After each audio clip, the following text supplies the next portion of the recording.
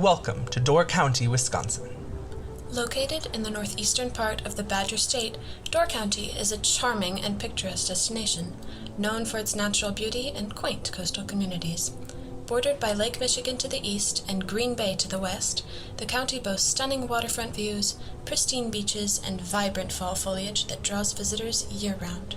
With its lavender, lighthouses, kayaking, and fishing, Door County offers a serene escape for nature enthusiasts, families, and couples seeking a tranquil retreat in the heart of the Midwest.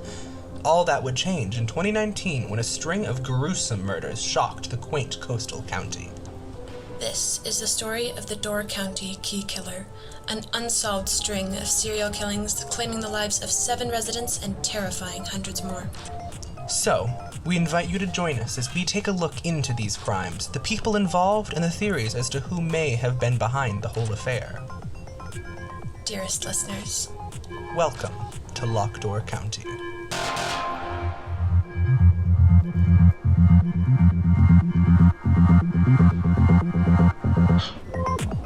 welcome back to this next episode of Locked Door County. River deep, mountain high.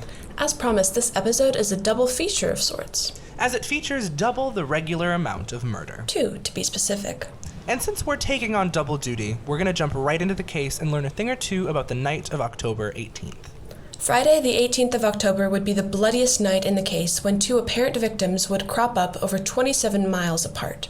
And while police at first, and theorists still believe, this is an instance of a copycat killer. While others argue that this proves that the Door County Key Killer was always more than one person. Either way, 2 people were killed within 3 hours, each with a signature key killer calling card.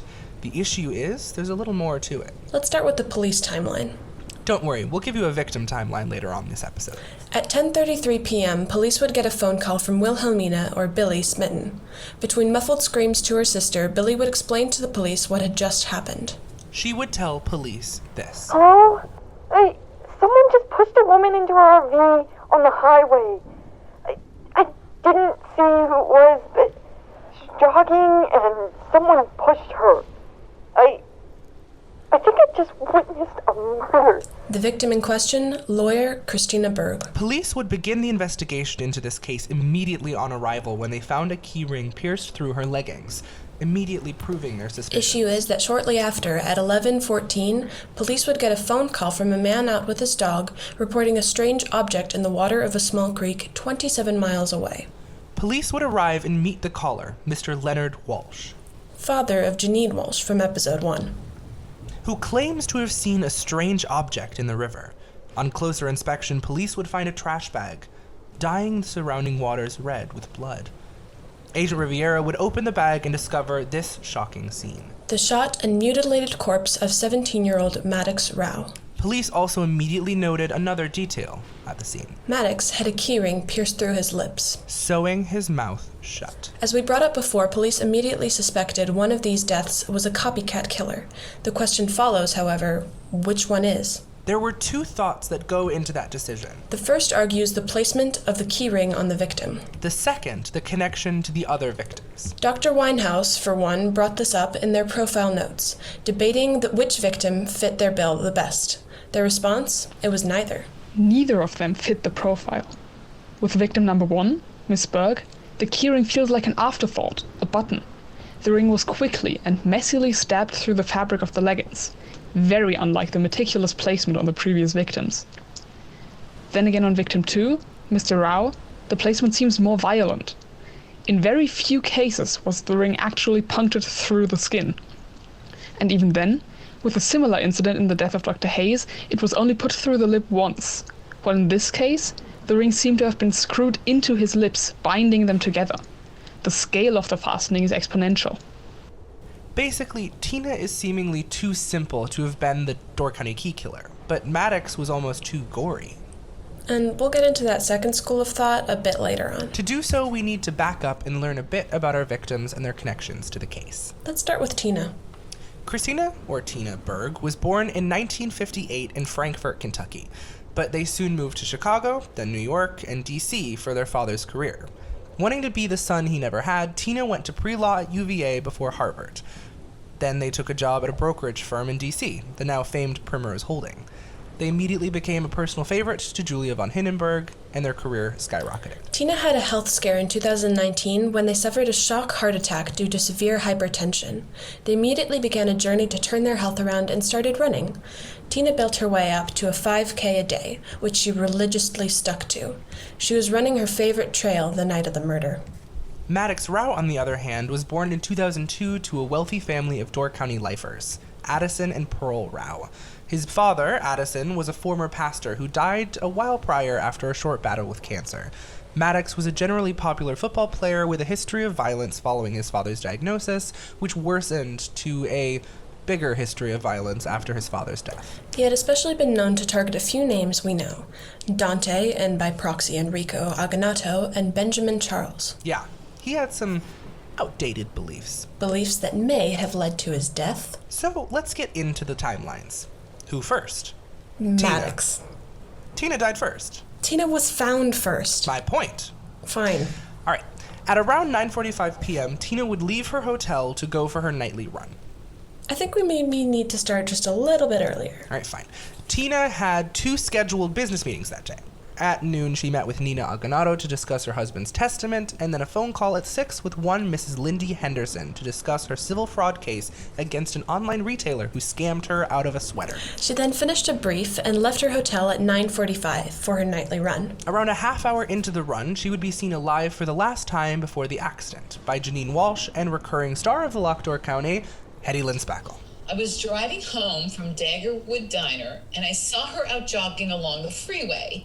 She waved to make sure I saw her, and I waved back. But that was it, though. Finally, we arrive at the moment of truth. At about 10:28 p.m., the sisters see Tina before witnessing the fatal push. Police are called at 10:33 and arrive shortly after, discovering the body. She's declared dead on scene and taken straight to Dr. Winehouse. Admittedly, Agent Riviera suspected at first that the women had simply hit her with the RV and planned to pin it on the nationally known serial killer, fitting the copycat narrative. But Dr. Winehouse had some interesting other evidence. Luckily, Dr. Winehouse kept voice notes of their work.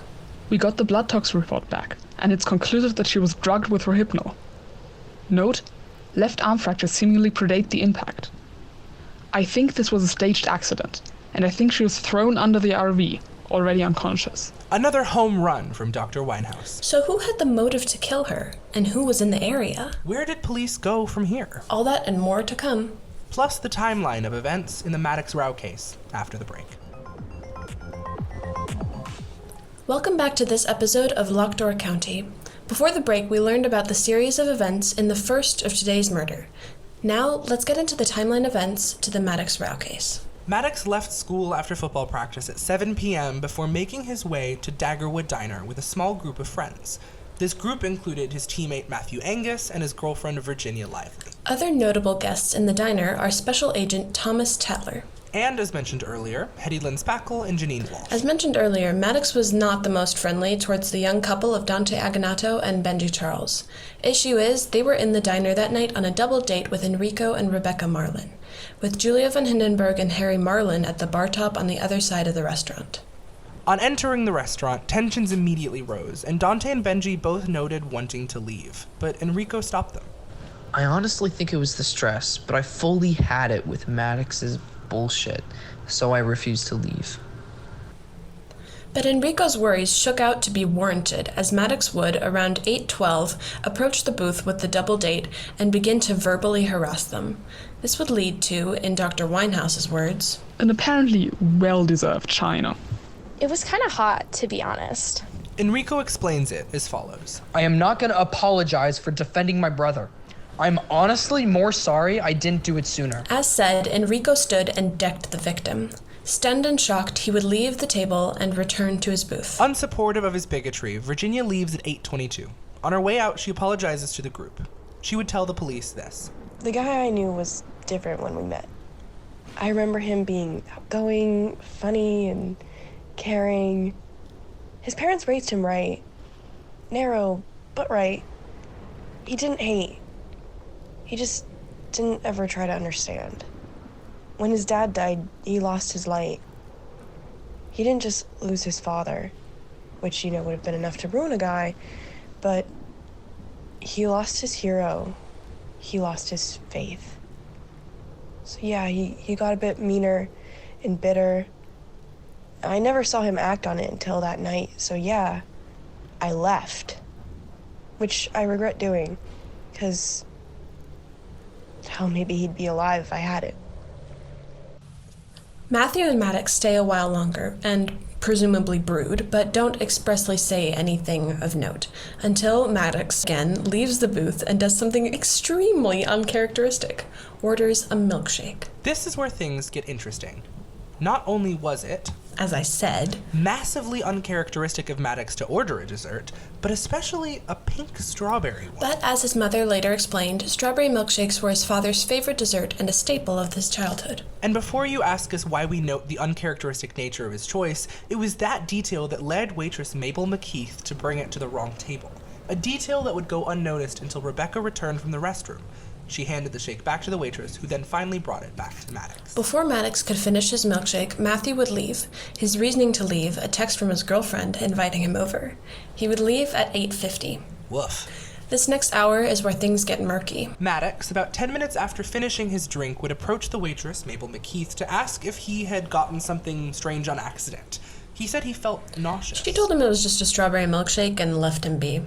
After that, he then approached Agent Tatler and spoke with him for a few moments before being shooed away. He then makes 3 calls to his mother, who doesn't pick up, and then slumps forward in the booth. At this moment, Rebecca realizes something is wrong, and along with Enrico, she checks on him. He was suddenly a different person. He was sunken inside, like he had seemed broken. I think maybe he was drunk. When I saw him like that, I felt bad for punching him. Actually, no, I didn't.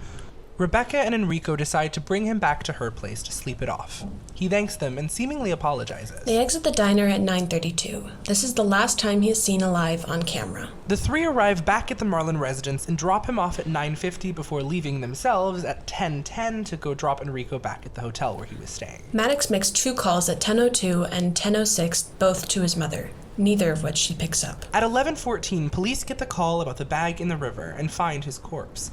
He's brought back to Dr. Winehouse, who stops her first autopsy to examine him. Victim is very recently dead. He hasn't been in the water long. If anything, the bag kept him relatively dry. His cause of death was clearly the GSW to the skull. Seems like it was an execution-style shot. Postmortem fractures in both legs. I assume this was to get him in the bag. Note: buy brand trash bags for less leakage. At 11:47, police get another call from a panicked Rebecca reporting Maddox missing. She calls and explains she brought him home and went to drop Enrico off, and when she returned, the door was open and he was gone. So what really happened that night? So much more when we return after the break.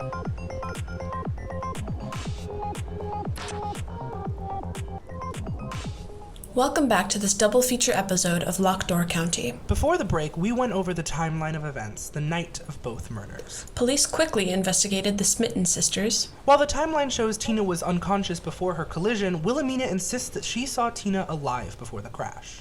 She smiled at me. She turned and waved to make sure we saw her. A habit Tina picked up to avoid collisions. She was jogging and saw our lights behind her, so she turned and waved, and my sister flashed the brights to wave back. You know. And then she smiled at us, and then wham! I swear I saw a figure, but when we stopped, no one was there. I'm just glad we didn't run her over. But all in all, this testimony directly contradicts the truths laid out by Dr. Winehouse. So why lie? In truth, Billy was probably telling the truth, or at least her truth. It isn't uncommon for people in traumatic scenarios to make up more palatable truths. Or my theory that whoever pushed her had puppeted the corpse to wave. Smile I can't explain, but waving isn't hard to fake. Let's switch to Maddox. Feels like a good moment. After seeing and hearing about his time in the diner the night of his death, Detective Walnut requested a toxicology report. A report that would show the truth to Maddox's change in attitude. They found high traces of temazepam. This means both victims were drugged and knocked out at the time of their deaths. Yep, that's exactly what that means, Alex. I just get excited sometimes. And that's okay. Police immediately assumed he was drugged with the strawberry milkshake. Shout out to TV series Crazy Ex-Girlfriend. Either way, that means police immediately suspected that Aganato and friends table of the crime, which they were obviously already suspected of More on them in a bit. The bigger revelation here was the truth behind Maddox's talk with Special Agent Thomas Tatler. Tom was seen on the cameras and thus approached by Agent Riviera about the talk. Tom explained that Maddox approached him asking if he saw anyone put anything in his milkshake, and that he said no. He then explained that Maddox believed he had been drugged by a depressant, which Tom insisted that that type of thing didn't happen to guys. Oh, gosh. Right? Bad luck. Bad enough that Tatler was subsequently removed from the task force by severely pissed off Agent Riviera. And rightfully so. Riviera herself would later explain in her letter removing Tatler that she directly blamed his misguided beliefs for Rao's death, saying this: If a more competent, empathetic, or simple human agent have been approached that night, the victim would have been reported to authorities, or at least been brought by state agent to get medical help. Special Agent Tatler's ludicrous misdeeds in his instance constitute more than enough cause for expulsion from the task force. And I would even argue termination. Should I find him still in payroll, I will advise the victim's mother sue him in a civil court for wrongful death. Damn. While Agent Riviera's passion is something, her threat of a civil suit is more posturing than anything else, as a suit like that would be massively complex. Speaking of lawsuits, let's go back to Tina Berg. Yes! Police would trace her day and note two important people. The first with a name we previously touched on in episode 1, Stephen Black. Let's start with Janine. Janine had left Tina over 60 voicemails and was seen in the waiting room of the hotel over 12 times in the last 2 days, leading up to her death. But why? Well, maybe it was the fact that Janine had learned who her unknown extorter from episode 3 was. If you remember, Janine released private information as she feared it would be used against her. Detective Walnut had been trying to understand what brought her to release that information, when it finally made sense. Tina had been leaving Janine threatening letters, or so Janine thought. Janine even accused her of leaving the letter that warned police of Boone's death on the lighthouse. I am not crazy. Tina Berg knew everything, and they bumped her off to keep her quiet. She was the one who sent me that letter threatening me, that if I didn't come forward, she would use my testimony to drag me through the mud, and I did. She knew a lot, and I wanted to confront her. I wanted to know what she knew about me. What about the notion you have a motive to kill her? Motive? You think I wanted her dead for what she did to me? Well, I was on the same road as her when she died, but I didn't do it. Then we come to Stephen Black. Her meeting with Stephen was notably not on any of her documents. But one clear record of the meeting is the letter that caused it. The letter was handwritten and found on Tina's nightstand. Tina, this is Steve.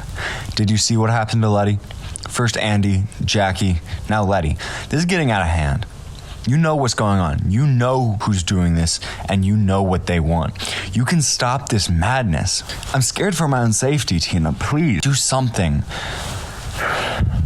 Call me when you get this. We need to talk. Hey, real quick, who's Letty? Oh, I think it's short for Letop. All right. Spooky. Especially when you know that she did call him, and he was later seen entering the hotel with what looks like a handgun in his pocket a few minutes later. They would talk in her room for only mere minutes before he would be seen rushing away, gun left in the suite. This is where the first of today's tangents gets good. Stephen Black would be last seen alive the next day. Did he die? No. He disappeared. Stephen Black packed 2 carry-on bags, a backpack, and a duffel, and left Door County after the talk with Tina. He would stop at a local bank and withdraw all of his savings and board his first flight out of General Mitchell in Milwaukee. He would fly then to, follow me, St. Louis Lambert, then to Phoenix, then Toronto, where he would present a Canadian passport with the name Stephen Wilson, before flying to Paris Orly and then to Innsbruck in Austria, where he would promptly disappear. The FBI noted his seeming attempt to flee and labeled him as a person of interest, and then requested that Interpol help find him. They didn't get very far the last I checked and haven't done much to look since the pandemic. So what does this mean? Well, this gives us a lot of information about Tina's connection to the killer. For one, it shows us Tina was either a conspirator or confidant. Janine's version paints Tina as a co-player, when Stevens makes it look like Tina is just an unwitting pawn trapped in this devil's chess game. But that didn't stop the police from looking deeper into the possibility that Janine had killed her. For one, Janine on her drive home would have encountered Tina on the side of the road. Janine had, at a traffic stop earlier in 2019, been found with Rohypnol in her glove box, though she got through explaining that they had belonged to her boyfriend and she thought they were his allergy pills. Police noted that they didn't confiscate them, as they believed they had made a mistake, meaning that Janine was possibly in possession of Rohypnol, the drug found in Tina's system. Notably, Rohypnol is not a legal medication in the US. It is illegal to possess, so the fact that she had them at the time raises suspicion. Its only real legal use is in veterinary medicine. Basically, Rohypnol is a really powerful sedative that works hard and fast, and her possession of it is deeply suspicious. Rohypnol is a commonly used date rape drug, so altogether, not a good look. What we're trying to say is that there was a case that Tina was the victim of a copycat killer. Exactly. And not to imply anything about Janine, but it seems fitting that she would use a car and pills to kill. Both are far more removed weapons. The way I see it going down is that she hit Tina, it didn't kill her, so she drugged her and then threw her in front of the next car, the RV belonging to the Smitten sisters. She knew the calling card and suspected Tina, so she locked the keyring in the leggings to redirect suspicion. Interesting theory, Gigi. We'll be back with more of those theories and a few more details after this break.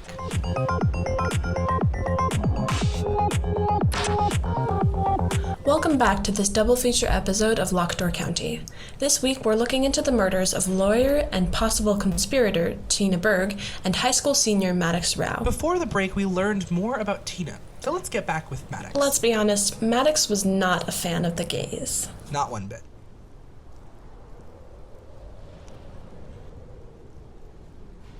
Rico, for this relationship to Dante, was never spared a punch. He also had a history of bothering a great many others. This behavior started around the time of his father's death, which was, fun fact, only a week before Dante came out. For this exact reason, police looked to the Aganato family as suspects pretty quickly. Let's hear Dante's views from the same interview years later. It was fishing. It really was. They saw Rico punch the son of a bitch and assumed we killed him. Even after everything he had done to me, I never hated him. It was clear he was a broken person. No, really. I did hate him. But I didn't wish him harm, you know. Point is, they knew about our past, which Rico and I had hid Maddox from Mom pretty well. The worst part of that night, until the obvious, was when my grandma saw him acting out. She was so angry that we had been putting up with it and said she was going to do something about it. She called the superintendent and reported a hate crime, which, as any queer kid knows, means nothing. Point is, if I am a suspect because he was a dick to me and Rico, then half the school should be investigated, and I'm not saying he deserved what happened. He was not a kind person. He was a hurt person who hurt a lot of others. Now, one more detail about Maddox, and this one is a doozy. You better stick with us, because it's twisty. 3 days after the murders, a cleaner comes in to clean Hayes' orthodontics, as it had been closed since Dr. Hayes' death and was set to be stripped and resold. Issue is, she finds the back door open and a puddle of blood in the x-ray room with a bullet in the floor. It doesn't take Quantico training to guess that this is where Maddox was killed. And the blood test would confirm that information, so it must have been one of the Marlins. Issue is, Rebecca had a rock-hard alibi, and so did her dad, who was seen on the road about an hour away at the time of death. This means that the killer has been using the same blind spots as in the first murder and was able to escape unnoticed with Maddox's corpse. Then there's this fun coincidence. The ballistics reports showed that a bullet matched the gun given to Tina Berg by Stephen Black, a Walther P22 handgun. We say given to, but it was possibly taken or left. Again, a lot about that remains murky. And this obviously isn't to say that Tina killed Maddox, but it is still an interesting detail. Even more interesting when you learn that the gun has since remained missing. As explained earlier, the main question today isn't who killed the victim. As we've seen in this case so far, that's a very broad playing field, but instead, who, if true, was the copycat victim and who was killed by the Door County key killer. We've heard arguments for and against both of the victims. Tina is the favored choice, as Maddox has no real connection to the core of the DCKK's central story. At least no connection police would find before a big shakeup in the investigation. A shakeup that would mark the beginning of the end of the investigation. A letter, identical to the letter sent to Detective Walnut warning them of Boone Latop's imminent death, would arrive at the home of Chief Ross Mespel. A letter that, in no uncertain terms, laid out the truths of Detective Olivia Walnut's illness. The letter read, "To whom it may concern, Detective Olivia Jane Walnut is dying. Not to a masked monster lurking among darkness, but to a monster more terrifying. She will be dead of stage 4 cancer by year's end and has been attending dialysis treatments for the last 2 months. Her slow descent is leading to a general inability to perform the physical task required of her station, and she is on a complex cocktail of pain pills that more than make her incapable of the level-headedness needed to head this investigation. I have been only truthful in my correspondence, and I speak in this letter only the truth. Detective Walnut must be removed from service for not only the sake of the case, but for her own health. Please make the right choice. Signed, a concerned stranger." Good God, run-on sentences. How eloquent. Right? This letter was the last straw for Mespel, who had already suspected Walnut of harboring a secret, though he himself would admit that he thought it was a drinking problem. Olivia Walnut would officially resign the next morning. Her statement, a written letter to both her team and the FBI agents on the case. I'm sorry for keeping everything a secret, and I'm sorry for forcing some of you to lie on my account. Yes, I have terminal cancer, but I foolishly believed that I could solve this case before it got the better of me. I now must admit that is not the case. When the FBI took the case on, I begged Amy to let me stay on and keep the cancer quiet, and she let me. It's doubly foolish to admit that this case was what kept me fighting, and if I were to be taken away from it, it would either be by solving it or by death. Oh, how I wish that had turned out true. She continues to explain that she respected her team and some other general goodbye pleasantries. But she capped the letter with this P.S. P.S. Look into the banking. Look into Primrose, look into the Flower Girl, and check the nail cameras. This list would prove very useful, as we will mostly see next episode. But we will give you one before we finish today. Police immediately understood the nail cameras as security cameras in the Sunshine strip outlet of the Nail on the Head, a now defunct nail and hair salon chain. In checking the cameras at Nail on the Head, police would catch an interesting cameo at the scene. In the parking lot, police would identify a stolen car. A car belonging to none other than... Episode 4 victim, Boone Latop. What that means? We'll explain next episode. That's it for this episode of Locked Door County. Next week, our last victim. A lavender farm, a love triangle, and a bitter end. Thank you for listening. This has been an episode of Gonsbach Productions presents Truer Crimes, Locked Door County. The story, all names, characters, and incidents portrayed in this production are fictitious. No identification of actual persons, living or deceased, places, buildings, and products are intended or should be inferred. Theme music track composed and mastered by Carlos Ortiz.